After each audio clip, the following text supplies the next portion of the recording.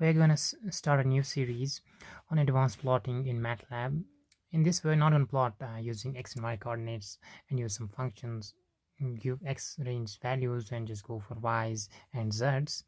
It won't be like that. We're going to use mesh grid function called mesh grid in Matlab.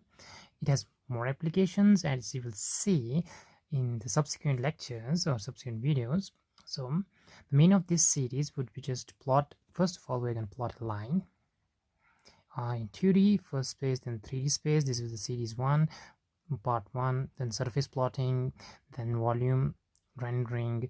And the important thing about these things is it's important that you understand the shape of the particle matter. When you're gonna just code for a particle, you need to just define a shape of it, size of it. So if you understand how to plot in Matlab or any other language that follows the same criteria, you'll be able to actually render the surfaces of your particle. And the outcome of this course, actually, it's associated with understanding particle matter, discrete matter, in which the first step is actually to go for the shape of the particle. If you actually go for different softwares, they initially have default giving the shape that is regular shapes like spheres, cubes, etc.